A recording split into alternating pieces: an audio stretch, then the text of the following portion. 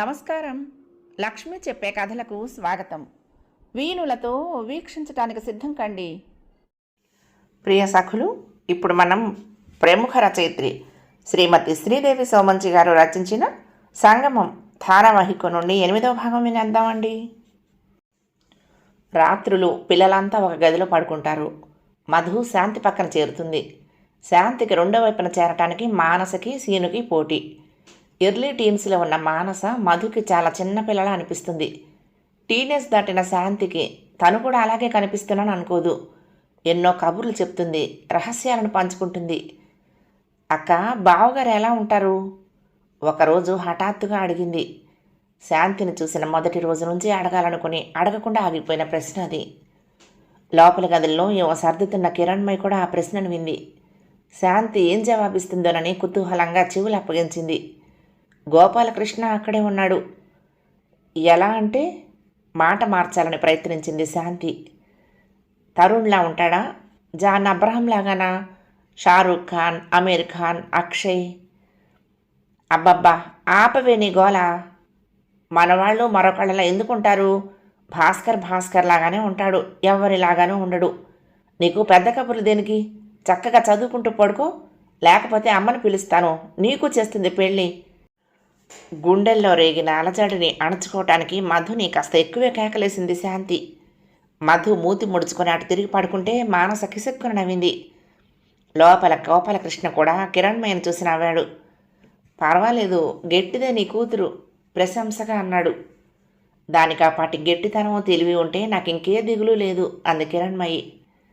అతనెవరో ఏమిటో రేపు నెమ్మదిగా కనుక్కో, వెళ్ళి మాట్లాడదాం. మనం వెళ్ళి చెప్తే వింటాడేమో చూద్దాం అన్నాడు సాలోచనగా. మర్నాడు ఉదయం శాంతి బాగా పొద్దెక్కినా లేవలేదు. రాత్రి అక్క బాగా ఏడ్చింది, మానస తల్లితో చెప్పింది. కిరణ్మయి గుండె ద్రవించింది. నాకు అప్పుడే ఎందుకు చెప్పలేదు, నువ్వెప్పుడు చూసావు అని అడిగింది. మధ్యరాత్రి దాహం వేసి మెలకు వచ్చింది. కళ్ళు తెరిచి చూస్తే బెడ్ లైట్ కూడా లేదు.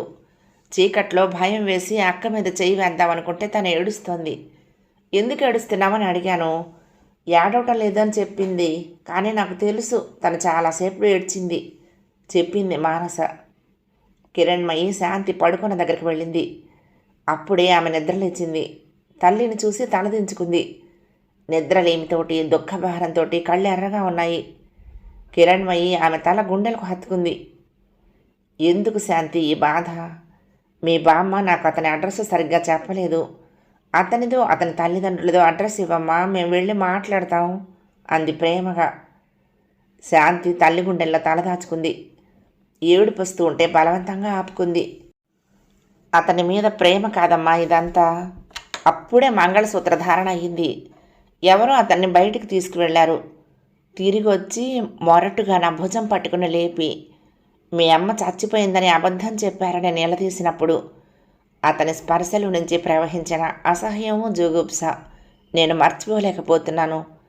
అతన్ని పిలిచి మాట్లాడినప్పుడు కూడా నన్ను ఒక పురుగును చూసినట్లు చూసి నీదంతా నీచమైన పుట్టుకో అనటాన్ని కూడా మర్చిపోలేకపోతున్నాను. నా తప్పే ఉందని నాకు ఈ అవమానం.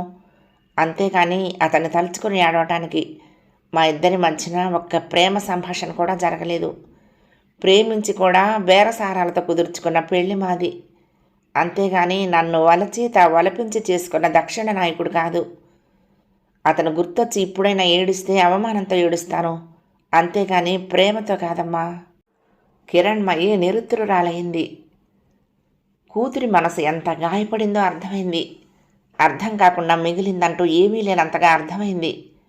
మానాభిమానాలతో రక్తమాంసాలతో పుట్టిన ఆడపిల్లని పరస్పర ప్రయోజనాల కోసం చేసుకునే మగవాడు ఆ పెళ్లిని సమాజానికి అంకితం ఎందుకు చేస్తాడో మాత్రం అర్థం కాలేదు. భాస్కర్ అంతర్గత భయాలేంటి? సమాజమా? అంతకన్నా లోతైనదా? శాంతి, 2 ఏళ్ల పిల్లని వాళ్ళు తీసుకెళ్ళిపోయారు. నీ కష్టాల్లో కానీ సమస్యల్లో కానీ నేనెప్పుడూ నీ కోడలేను. నీది ఒంటరి పోరాటమే. మంచేదో చెడేదో అమ్మా నాన్నల ఒద్దికలో భర్త సంరక్షణలో బతికిన నాకన్నా నీకే బాగా తెలుస్తుందని నా నమ్మకం. నీకేది మంచిదనిపిస్తే అదే చెయ్యి. నీ కూడా మేమిద్దరం ఎప్పుడూ ఉంటాము. బాధపడి మనసు పాడు చేసుకోకమ్మా. దిగులు పెట్టుకొని కృంగిపోకు. గడిచిపోయింది మాత్రమే జీవితం కాదు, మిగిలి ఉన్నది కూడా జీవితమే. ఎన్నో రోజులు ముందున్నాయి. వాటిని అందంగా తీర్చిదిద్దుకో. ఇది నేను నేర్చుకున్న పాఠం, నీకు నేర్పిస్తున్నాను అంది తడి కళ్ళతో. శాంతి మౌనంగా ఉండిపోయింది. కాసేపటికి ఇద్దరు యువతలకొచ్చారు. అప్పటికి గోపాలకృష్ణ తప్ప మిగిలిన వాళ్ళంతా వెళ్ళిపోయారు. అతనికి తల్లికి మధ్యన కూర్చొని భోజనం చేసింది శాంతి. మనసుకు తప్పు చేసినట్లు అనిపించింది. ఆయన తన పట్ల చూపిస్తున్న కనుసరణకి తను సరైన విలువ ఇవ్వటం లేదని. ముగ్గురు మధ్య పెద్దగా కబుర్లు నడవలేదు. వడ్డనకు సంబంధించింది తప్ప ఇంకేం మాట్లాడుకోలేదు. భోజనం చేసి గోపాలకృష్ణ కాలేజీకి వెళ్ళిపోయాడు. కిరణ్మయి తన సబ్జెక్టుకు సంబంధించిన పుస్తకం చదువుతూ, శాంతి ఏదో నవల చదువుతూ మిగిలిపోయారు. సాయంత్రం వచ్చి రాగానే మధు జరిగిన దానికి శాంతికి సారీ చెప్పింది. నువ్వు బావగారు తరుణ్ శ్రీలా ఉంటారా, నాగార్జున ఆసిన్లా ఉంటారా అని జస్ట్ కుతూహలం అంతే అంది. శాంతి నవ్వేసింది.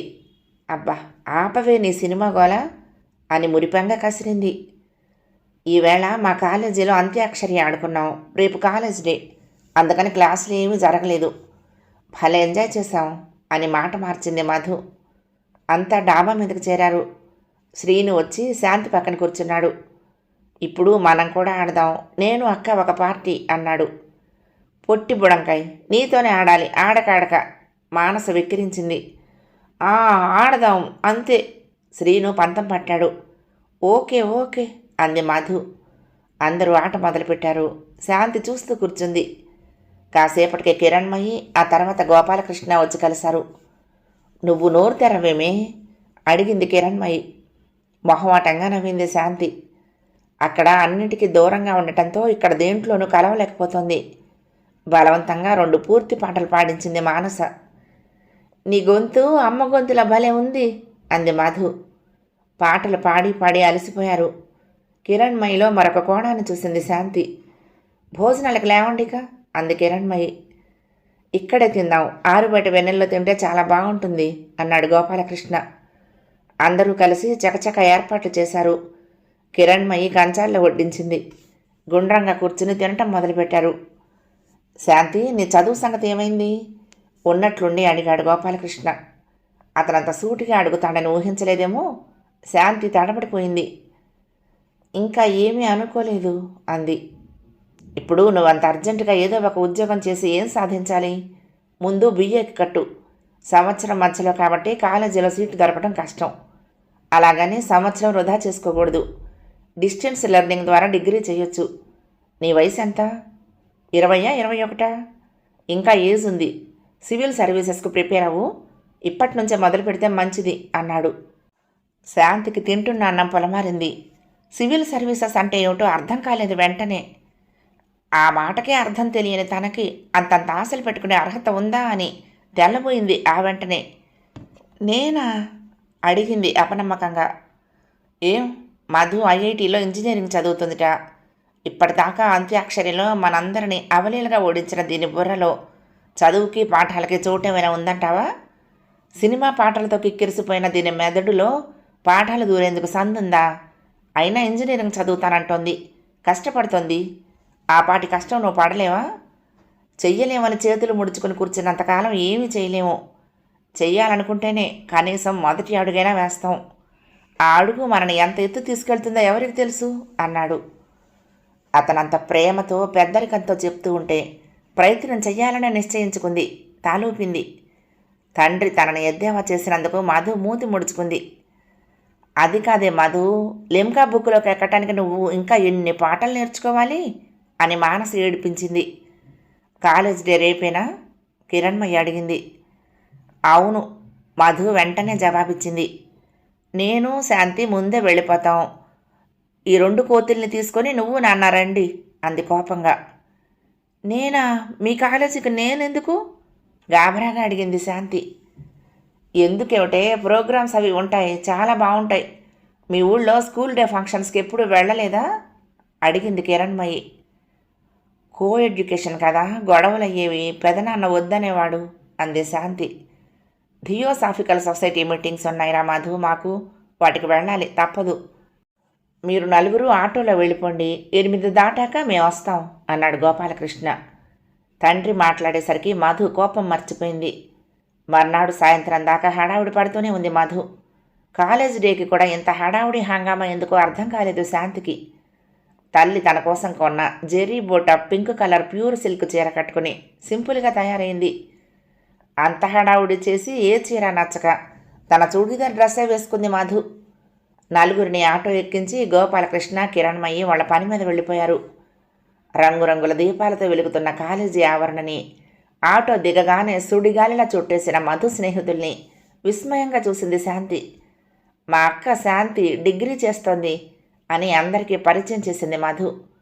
వాళ్ళు తనను ఏమి ప్రశ్నలు వేస్తారో, ఇన్నాళ్ళు లేని అక్కయ్య ఇప్పుడు ఎక్కడి నుంచి ఊడిపడిందని అడుగుతారో ఏమోనని శాంతి భయపడింది. కానీ వాళ్ళు సింపుల్గా హలో చెప్పేసి వదిలేశారు. 10 మంది అమ్మాయిల గుంపులో ఉన్న శాంతిని దూరం నుంచి చూశాడు భాస్కర్. అతని భ్రుకుటి ముడిపడింది. శాంతి ఇక్కడ ఎలా ఉండగలదనే సందేహం కలిగింది. కానీ ఆ కదలికలు, హావభావాలు పరిచితమైనవిగా అనిపిస్తూ ఉంటే ఆ గుంపులోని ఆ అమ్మాయి మరెవరో ఫ్రెండ్ కలిస్తే విడివడి యువతలకి రాగానే ఎదురుపడి అడిగాడు, ఆ పింక్ సారీ అమ్మాయి మన కాలేజేనా, అవుట్ సైడరా అని. ఆ అడగటంలో ఆతృతే తప్ప ఉచితానుచితాల ఆలోచన లేదు. అతను ఎందుకు అడిగాడో తెలియక కుతూహలంగా చూసి, Madhu, senior inter MPC Madhu వాళ్ళ అక్కట అంది. పేరు? శాంతి. భాస్కర్ సందేహాలన్నీ పటాపంచలైపోయాయి. అతని పిడికిళ్ళు బిగుసుకున్నాయి. కోపం అతని నరనారాలను పోటెత్తి పొంగుతున్న సముద్రంలా. ఎంత మోసం చేస్తోంది, ఎన్ని అబద్ధాలు చెప్పింది. మధుమతిని నేను రమ్మన్నానని పిలువు అన్నాడు. ఆ అమ్మాయి అలాగే వెళ్ళి మధుతో చెప్పింది. ఎందుకోనని మధు వెంట శాంతితో వచ్చింది.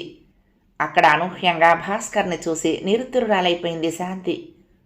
మీ అక్క? సూటిగా మధుని అడిగాడు భాస్కర్. అతనికి శాంతి ఎలా తెలుసు ఆమెకు అర్థం కాలేదు. అయినా తాలూపింది. అక్కంటే కజినా? రెట్టించి అడిగాడు.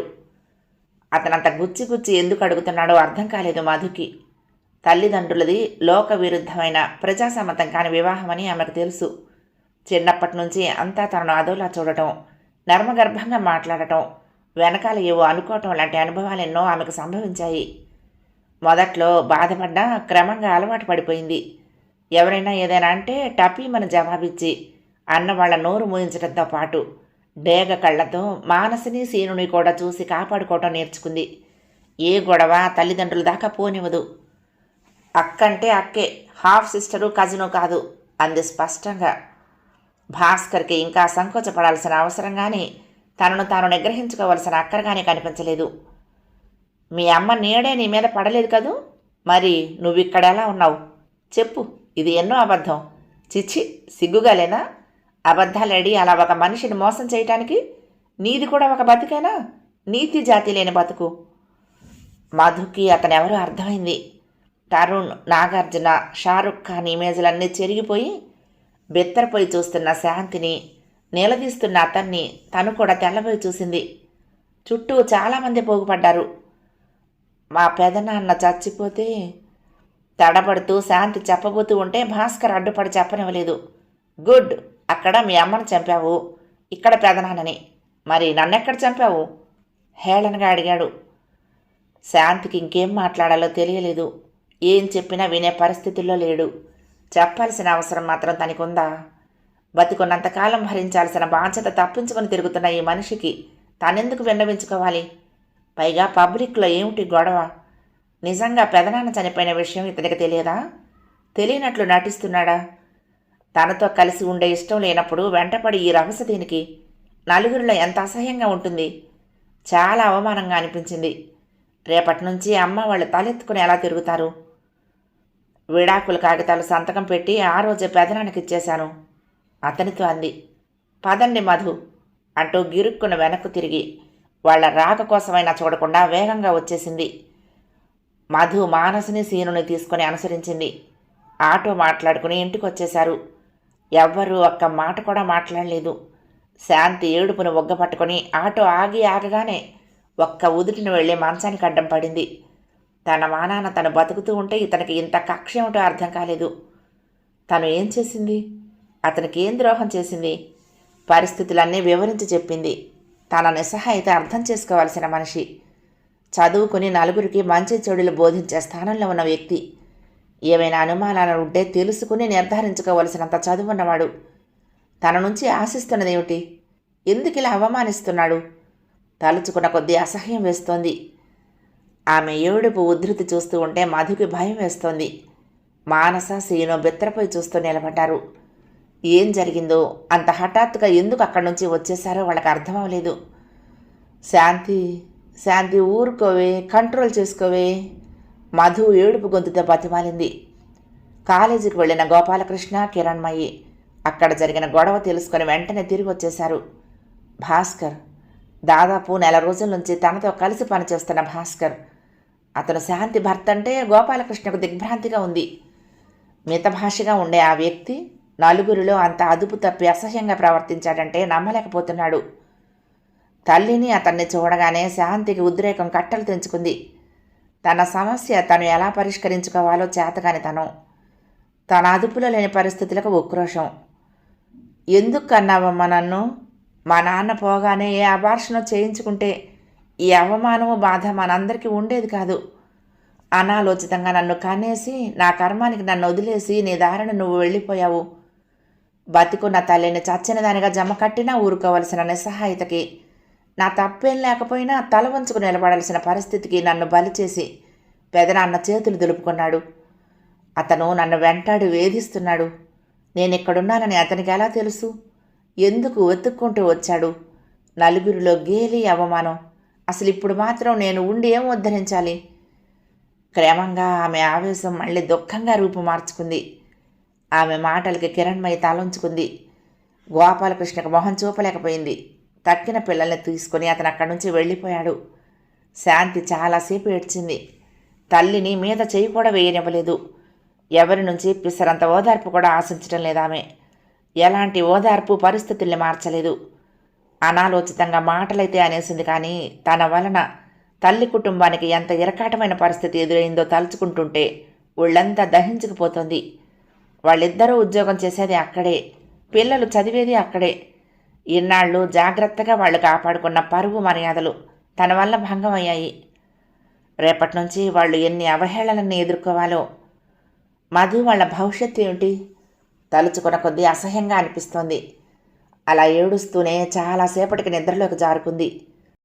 అది కలత నిద్ర.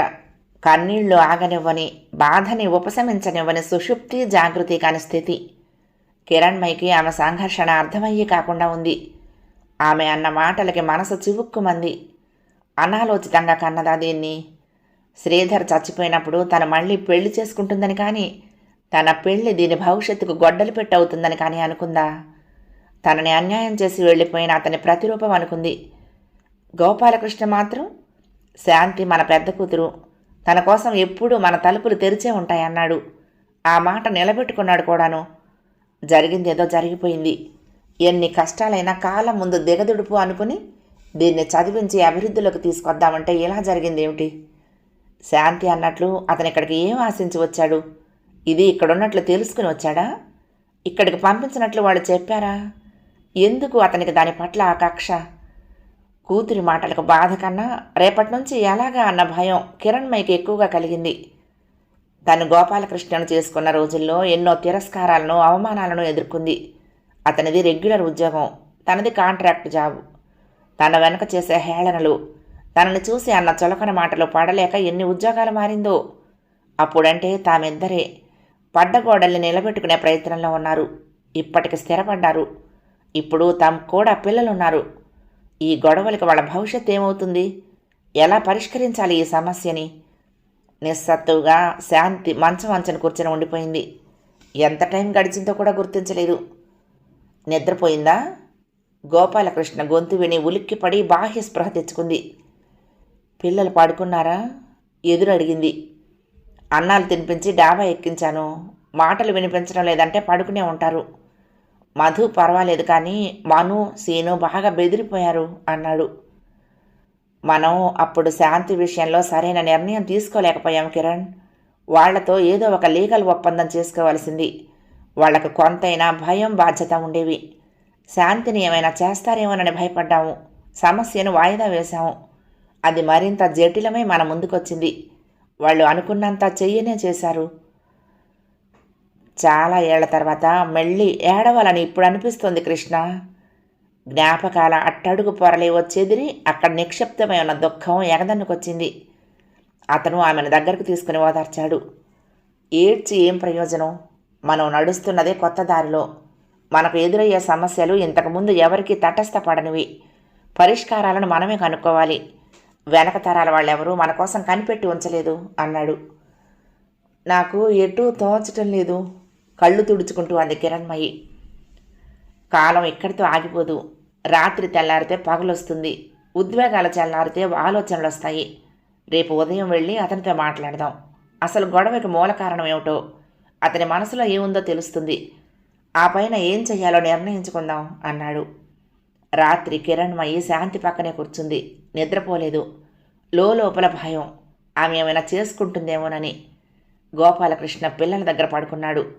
రాత్రి కాళరాత్రిలా ఎంతకీ తెల్లారలేదు కిరణ్మయికి. ఒకవైపు గతం, మరొక వైపు భవిష్యత్తు ఆమెను క్షోభ పెడుతున్నాయి. ఉదయం నిద్రలేచేసరికి శాంతికి ఎదురుగా తల్లి కనిపించింది. నిద్రలేమితో వడలిన ముఖం చూడగానే బాధతో ముడుచుకుపోయింది. రాత్రంతా నిద్రపోలేదమ్మా అడిగింది తల్లిని. పద, మొహం కడుక్కో, ముందు పాలు తాగుతూ గాని రాత్రి ఏమి తినకుండా పాడుకున్నావు అంది కిరణ్మయి మంచం దిగుతూ. శాంతి గదిలో నుంచి యువతలకొచ్చింది. నేరుగా గోపాలకృష్ణను వెతుక్కుంటూ వచ్చింది. హాల్లో కూర్చుని పేపర్ చదువుతున్నాడు. ముందు రోజు రాత్రి తను చాలా తిక్కగా మాట్లాడింది. తల్లిని నిందించింది. వాటికి అతనికి కోపం వచ్చుంటుందనిపించింది. ఆమె అడుగుల చప్పుడికి అతను తల తిప్పాడు. వెంటనే శాంతి 2 చేతులు జోడించింది. నిన్న ఆవేశంలో అమ్మని ఏవేవో అనేశాను, నన్ను క్షమించండి. అమ్మ ఏదో తప్పు చేసిందని, దానికి తనని నిందించాలని కాదు. నా ఉనికి ఎక్కడికి వెళ్తే అక్కడ సమస్యాత్మకంగా తయారవుతోంది. నా పుట్టుకలోనే ఈ సంక్లిష్టత ఉందనుకుంటాను. పుట్టకుండానే మా నాన్న చనిపోయాడు. పెళ్ళవగానే పెదనాన్న చనిపోయాడు. ఇక్కడికొచ్చాను. ఇతనిలా నన్ను వేధిస్తున్నాడు. దేవుడి రాతను ధిక్కరించి మీరు అమ్మ నిర్మించుకున్న ఈ అందమైన పొదరిల్లు చెదిరిపోతుందన్న భయాన్ని నిలువరించలేకపోయాను. వణుకుతున్న గొంతుతో చెప్పింది. ఆమె మనోగత భావం అతనికి అర్థమైంది. ఎప్పుడూ తన ఎదురుపడి మాట్లాడని పిల్ల ఇన్ని మాటలు మాట్లాడిందంటే దాని వెనకున్న తపన అర్థమైంది. శాంతి, ఇలా రామ్మా దగ్గరకు పిలిచాడు. ఆమె సంకోచంగా వచ్చింది. ఇలా కూర్చో. డబల్ సోఫాలో తను జరిగి ఆమెను కూర్చోబెట్టుకున్నాడు. బెరుగ్గా కూర్చుంది. నన్ను చూస్తే ఎందుకు అంత భయం? మీ పెద్దనాన్నలు మామయ్యలు వాళ్ళలాగే నేనును. అంకుల్ అని పిలువు, ఫ్రీగా ఉంటుంది. తప్పించుకుని తిరగకు. నువ్వేం తప్పు చేశావని అలా భయపడుతున్నావు? అమ్మని మధు మానస అనరా? అలాగే నువ్వును. అమ్మకి కాకపోతే పిల్లలు వాళ్ళ బాధలు ఇంకెవరికి చెప్పుకుంటారు? మెత్తగా అడిగాడు. శాంతి తల ఉంచుకుంది. కష్టాలు వచ్చినప్పుడే మనిషి ధైర్యంగా నిలబడాలి. అప్పుడు మీ అమ్మది కూడా ఇంచుమించుగా అదే వయసు. చాలా ధైర్యంగా తట్టుకుని నిలబడింది. కానీ దురదృష్టం, నిన్ను మా దగ్గరే ఉంచుకుందాం అనుకున్నాం. మీ తాత వాళ్ళు తీసుకెళ్ళిపోయారు. అమ్మ ఏమీ చెయ్యలేకపోయింది. కానీ ఆశ, ఎప్పటికైనా నువ్వు తిరిగి వస్తావని. ఇంకొక 3 పిల్లలున్నా ఆ ఆశ ప్రాణంగా నిలుపుకుని బతికింది. ఎవరో ఏదో అన్నారని అలాంటి అమ్మని ఏడిపించి నువ్వు ఏడుస్తావా? పెద్దవాళ్ళం మేమున్నాము. నిన్నెవరైనా ఏమైనా అంటే మేము ఊరుకుంటామా? అతనెవరో ఎలాంటివాడో మాకు తెలియదు. మీ మధ్యన ఇంత బ్యాడ్ టర్మ్స్ ఉన్నాయని కూడా తెలియదు. అంతా మాకు వదిలేసి నువ్వు నిశ్చింతగా ఉండు, మేము చూసుకుంటాము భుజం తడుతూ అన్నాడు. కిరణ్మయి, గోపాలకృష్ణ భాస్కర్ని కలవటానికి వెళ్లారు. ఉరమని మేఘంలా వచ్చిన ఈ అతిథులను చూసి అతను కంగు తిన్నాడు. శాంతి మా అమ్మాయి. ఒకే ఒక్క వాక్యంలో మొత్తం పరిస్థితిని సమీక్షించింది కిరణ్మయి. శాంతి ముందు నోరు పారేసుకున్నంత తేలిగ్గా వీళ్ళనేమీ అనలేకపోయాడు. అయిష్టంగా వాళ్ళని ఆహ్వానించాడు. అంతా గోపాలకృష్ణే మాట్లాడాడు. మీ పెళ్ళి ఏ ప్రాతిపదికన జరిగిందో, మీ మధ్యన ఉన్న గొడవలేంటో మాకు తెలియవు. మేము ఆ సంఘటనలకి, ఆఖరికి నిన్న జరిగిన దానికి కూడా శ్రోతలమే కానీ సాక్షులం కాదు. మీ పెళ్లి జరిగినప్పుడు శాంతిని అమ్మా నాన్నలు లేని అనాథగా చూపించుంటారు. వాళ్ళు మీకు అలా చెప్పిన సంగతి శాంతికి తెలుసో లేదో? ఒకవేళ తెలిసినా తను ఉండి కూడా నిరుపయోగమైన తల్లి గురించి ఎలా చెప్పుకుంటే ఏమని ఉదాసీనతతో ఊరుకుండుంటుంది. ఈశ్వరరావు గారు చనిపోయాక ఆమెను మా దగ్గరికి పంపించేశారు. శాశ్వతంగా అక్కడి నుంచి వచ్చేసింది. మాకు దూరమైన 18 ఏళ్ల తర్వాత అని శ్వాస తీసుకోవటానికి ఆగాడు. ఈశ్వరరావు చనిపోయాడంటే భాస్కర్కు దిగ్భ్రాంతిగా అనిపించింది. ముందు రోజు శాంతి చెప్తే తను వినకపోవటం గుర్తొచ్చి తప్పు చేసినట్లు అర్థమైంది. మీ ఇద్దరికి ఇష్టమైతే కలిసి ఉండండి, కావలసిన ఏర్పాట్లన్నీ మేం చేస్తాం. అలా కాక విడిపోదామనుకుంటే ఎవరి దారిని వాళ్ళు హాయిగా బతకండి. శాంతి చదువుకుంటానంటోంది. ఎంత దాకా చదువుకుంటే అంతదాకా చదివిస్తాం. అర్థం చేసుకుని ముందుకొచ్చిన వాడితో మళ్ళీ పెళ్లి జరిపిస్తాం. మీకు మరో అమ్మాయి దొరుకుతుంది. అంతేగాని గొడవలెందుకు? సూటిగా అడిగాడు గోపాలకృష్ణ. భాస్కర్ జవాబు ఇవ్వలేదు. ఈశ్వరరావుకి గోపాలకృష్ణకి చాలా తేడా ఉంది. ఆయన తన పురుషాహంకారాన్ని పెంచి పోషిస్తే ఇతను దాన్ని అణిచేస్తున్నాడు. తనకు ఏమీ కాని వ్యక్తి గురించి, సొంత కూతురు గురించి తాపత్రయపడినట్టు తాపత్రయపడుతున్నాడు. సొంత కూతురు మళ్ళీ అతని బుర్రలో పురుగు తొలచడం మొదలైంది. ఇదివరకంటే శాంతి పక్షాన ఎవరూ లేరు. ఆమెను మీరేమన్నా ఎవరూ పట్టించుకోలేదు. ఇప్పుడు తనకు మేమిద్దరం ఉన్నాం. మాకు పరువు మర్యాదలున్నాయి. ఇలాంటివి మరొకసారి జరిగితే నేను వదిలిపెట్టను. ఈ మాటలు అంటున్నప్పుడు గోపాలకృష్ణ గొంతులో కోపం ధ్వనించింది. తర్వాత కిరణ్ మైకేసి తిరిగి, నువ్వు బయట వెయిట్ చేయి, నేను వస్తాను అని చెప్పి ఆమె వెళ్ళగానే మీకు శాంతి తండ్రి ఎవరనే విషయం మీద సందేహం ఉన్నట్టు కూడా అర్థమైంది. శాంతి నా కూతురు కాదు, నాకు పుట్టలేదు. నా కూతురైతే వాళ్ళు తీసుకువెళ్లేవాళ్ళు కాదు. నేను కూడా చేతులు ముడుచుకుని కూర్చునేవాణ్ణి కాదు. ఇది వాళ్ళ కుటుంబ వ్యవహారం కాబట్టి నేను తలదూర్చలేదు. మీ నాన్నగారిని చూపించి మీ అమ్మగారు చెప్తే మీరు నమ్మారు. మీ చుట్టూ ఉన్న లోకం కూడా అంతే. శాంతి విషయంలో కూడా అంతే. మీరు తను అనే కాదు, ఎవరి విషయంలోనైనా అంతే. నాన్నని నిర్ధారించుకోవటం కోసం DNA టెస్టులు చేయించుకునే పరిస్థితి మన సమాజంలోనే కాదు, పాశ్చాత్య సమాజంలో కూడా లేదు. స్త్రీ చెప్తుంది, సమాజం నమ్ముతుంది. నమ్మటం నమ్మకపోవటం అనేది మన సంస్కారంపై ఆధారపడి ఉంటుంది. అన్నీ ఆలోచించుకుని ఏం చేయాలనుకుంటున్నారో చెప్పండి. అంతదాకా శాంతి జోలికి రావద్దు అనేసి మరొక మాటకు ఆస్కారం ఇవ్వకుండా వెళ్ళిపోయాడు. భాస్కర్కి తల తిరిగిపోయింది. అక్కడ చాలా సమంజసంగా అనిపించిన తన ప్రవర్తన ఇక్కడ అనుచితంగా కనిపించడంతో పరిసరాలు, పరిస్థితులు అనేవి సంఘటనల్ని ఎలా ప్రభావితం చేస్తాయనేది అర్థమైంది. జరిగిందేదో జరిగిపోయింది. అపరిచితుల్లా మిగిలిపోక ఈ గొడవను తవ్వి మళ్ళీ తలకెత్తుకున్నాడెందుకు? శాంతిని చూడగానే ఎందుకు అంత సంయమనం కోల్పోయాడు? ఆమె తనకేమవుతుంది? అబద్ధాల ఆధారంగా జరిగిన పెళ్లి కాదని తనే తీర్పు ఇచ్చి మళ్ళీ ఎందుకు వెంటపడుతున్నాడు? ఈశ్వరరావు గారు ఎప్పుడు పోయారు, ఎలా పోయారు? వాళ్ళు శాంతిని ఇక్కడికి ఎందుకు పంపించారు? ఇక్కడ ఆమె స్థానం ఏమిటి? అతని ఆలోచనలు సాగుతూనే ఉన్నాయి. తండ్రి దగ్గర నుండి ఫోన్ వచ్చింది. సింధు పెళ్లి క్యాన్సిల్ అయింది, నువ్వు వెంటనే బయలుదేరిరా అన్నాడాయన. ఆ 2 వాక్యాలు చెప్పేసి ఇక్కడికొచ్చాక మాట్లాడుకుందాం అని పెట్టేశాడు. భాస్కర్కి ఇది మరో షాక్. సింధు పెళ్ళి తన పెళ్లి కన్నా ముందే సెటిల్ అయింది. ఎప్పటినుంచో అనుకుంటున్న సంబంధం. తమకి అతని కుటుంబం బాగా తెలుసు. నిశ్చయితాంబూలాలు తీసుకోలేదు, కానీ కట్న కానుకల ఒప్పందాలయ్యాయి. సింధు అతను కాబోయే భార్యాభర్తలుగా గుర్తింపబడ్డారు. తన పెళ్లికి కూడా వచ్చాడతను.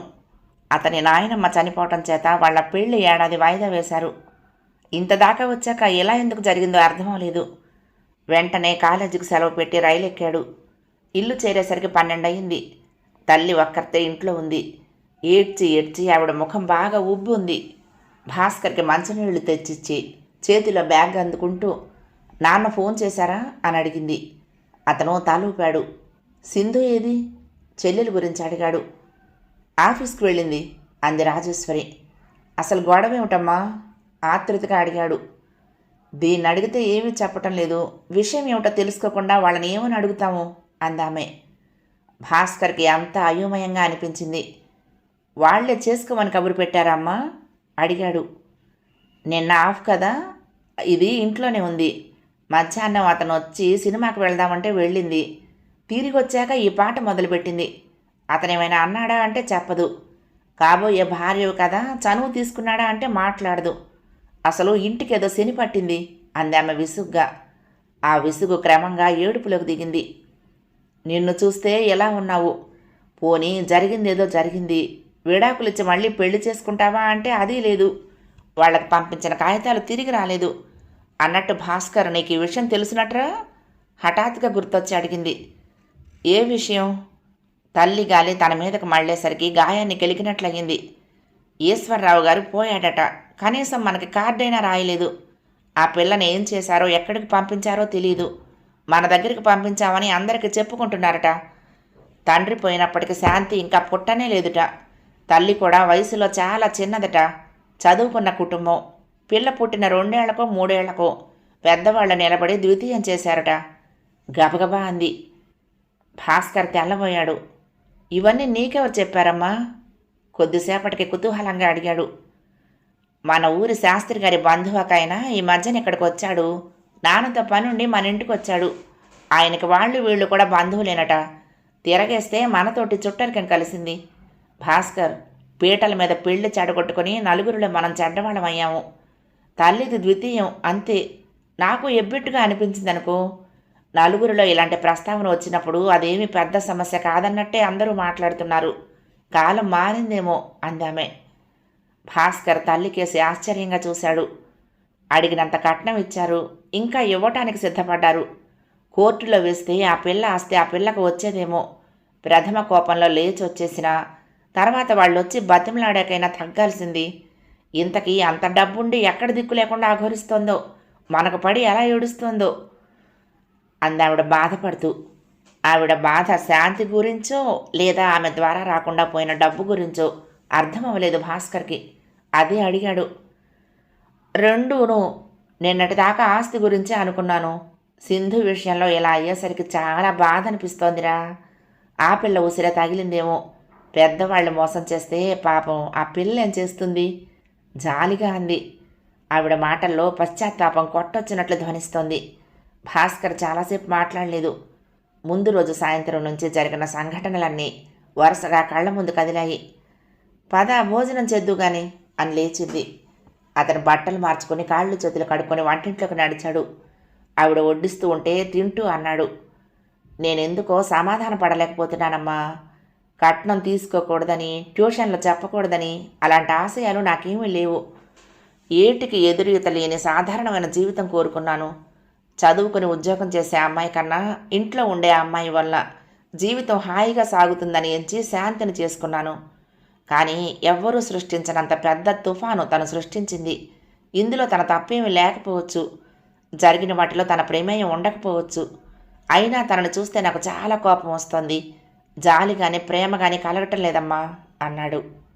నిజమేరా, పీటల మీద పెళ్లి చెడగొట్టుకున్న అపఖ్యాతి మాత్రం చిన్నదా? నలుగురికి సమాధానం చెప్పుకోలేకపోతున్నావు. ఆ అమ్మాయి ఏ పరువు తక్కువ పనైనా చేస్తే అది మనకి అవమానమే. నువ్వు తన గురించి అంత భయపడక్కర్లేదమ్మా. నిన్న నాకు కనిపించింది. ఈవేళ ఉదయం ఆమె తల్లి, ఆయన్నేమనాలో సవతి తండ్రా, నవ్వాడు. ఆయనతో కలిసి వచ్చింది. వాళ్ళ దగ్గరే ఉంటుంది శాంతి. ఒక్కొక్క విషయం చెప్పాడు. ఏంటి, వాళ్ళు నీ దగ్గరికి వచ్చారా? అపనమ్మకంగా అడిగింది ఆవిడ. ఏం చేస్తున్నాడు ఆయన? ఎలా ఉన్నారు వాళ్ళిద్దరూ? అందరిలాగే ఉన్నారా? ఎబ్బెట్టుగా ఉన్నారా? వచ్చి ఏం మాట్లాడారు అడిగింది. ఇద్దరూ లెక్చరర్లు, మా కాలేజీలోనే చేస్తున్నారు. శాంతి తల్లిదండ్రులుగా కాక ముందు నుంచే పరిచయం. మా విషయం మాట్లాడారు. శాంతి చదువుకుంటానందుట. చదివిద్దామని వాళ్ళ అభిప్రాయం కూడా. కొంచెమే చెప్పాడు. అదేమిట్రా, దాన్ని తీసుకువెళ్ళమని ఇద్దరూ కలిసి ఉండమని నిన్ను అడగలేదా? రాజేశ్వరి తెల్లబోయి అడిగింది. అవన్నీ నీలాంటి తల్లిదండ్రులు చేసే పని. కాళ్ళ వేళ్ల పడటం, మా అమ్మాయి చావైనా బతుకైనా నీ చేతుల్లోనే ఉందనటం, ఇంకాస్త డబ్బు పాడేస్తానని బేరమాడటం. చదువు సంస్కారం ఉన్న వాళ్ళెవ్వరూ చెయ్యరు. గుమ్మంలో నుంచి మాటలు వినిపించి తల్లి కొడుకులు తల తిప్పారు. 8వ భాగం సమాప్తం. ప్రియ సఖులు, ఈ కథ మీకు నచ్చితే తప్పకుండా లైక్ చేయండి, షేర్ చేయండి, కామెంట్ చేయండి, సబ్స్క్రైబ్ చేసుకుని నన్ను ఎంకరేజ్ చేయండి. ఉంటానండి. ప్రేమతో లక్ష్మి, కృష్ణా తీరం దుర్గమ్మ సన్నిధానం. నమస్తే.